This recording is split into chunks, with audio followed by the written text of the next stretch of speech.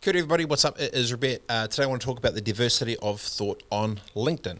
Now, a couple of years ago I was in Las Vegas with Michelle Dickinson and we are at CES, big 180,000 people all charging around talking about consumer electronics. And we're at dinner and she was looking around and she said, "Do you notice something in the room?"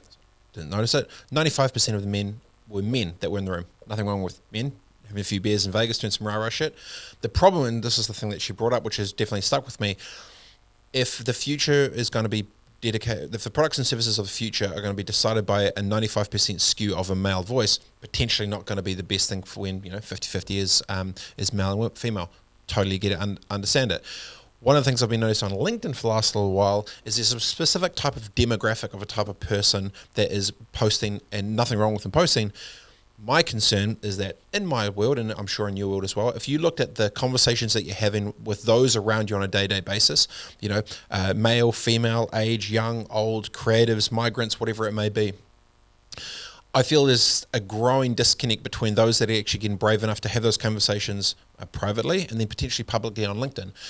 The danger with that, I think, is that if the loudest one in the room are the only ones that are brave enough to potentially put their voice out there, and those are the only seeds that get planted with different ideas or different trains of thoughts, that potentially becomes a jeopardy and a danger for the future, because the last thing I think society or content, whatever it needs, is a whole bunch of the same type of person, with the same type of demographic, owning the conversation in that space when there is so much more amazingness out there. And I say that because I have conversations with young buck, females, males, older crew, Māori, Pacifica, flipping migrants, a whole range, but those ideas and concepts don't translate and are seen as visible publicly. So these thoughts and ideas exist, they're not seen publicly as much.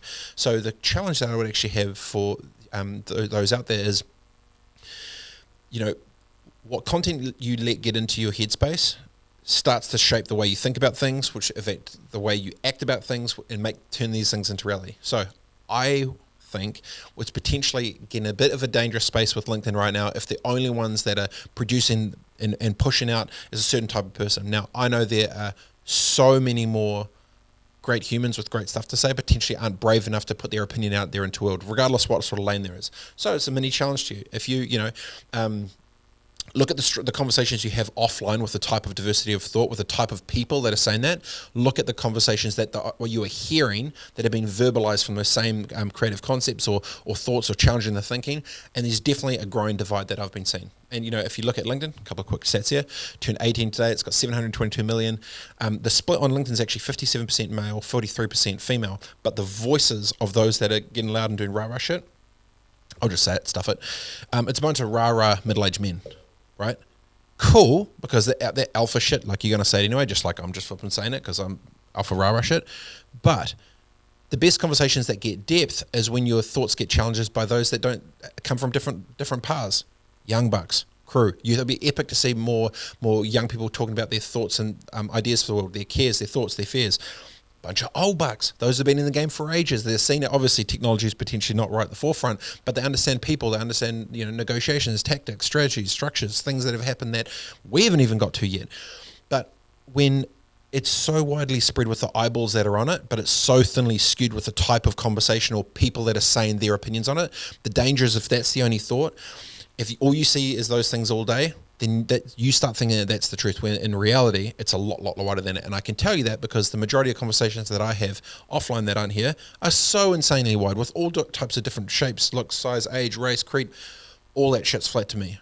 My only concern is that I don't want the streams of the future voices that get been done publicly from such a tight skew, when the reality is there's so much more awesomeness, amazingness with width that exists in the ecosystem, but they're potentially not brave enough to be able to say their say. So it's a quick little rah-rah to any of you there who see content but have thoughts and opinions. It's okay to have an opinion. It's okay to be able to put your thoughts into the world, because what happens is whenever there's a different sort of train of thought, it plants these seeds which gives a wider perspective, and some of them will be closed off to it and be like, stuff you, you're wrong. It's like, cool, that's your opinion. I want to hear all the different voices as possible, because the way I see it is, the more we can hear and learn and listen from others, the more potential creativity we may have. The last thing you want is the loudest one in the room winning, just because they're the loudest and the only one talking. Like, they're usually smarter, better, ideas around you all the time, but they don't get listened to. So challenge for you if you've got ideas, or if if you're younger, if you're older, if you're Māori Pacifica, if you're a migrant, from female, whatever it may be, like, have more bravery to have a conversation, have more bravery to put your thoughts out into the world, because you need to manifest that to create breadcrumbs for others who see it to potentially go and act on it to make the world a better place. So that's my little rant done. I'll get off my little alpha male rah-rah shit, but I'm being alpha and rah-rah for those that aren't alpha and rah-rah. That's what I'm doing. Have a good day, team. Peace.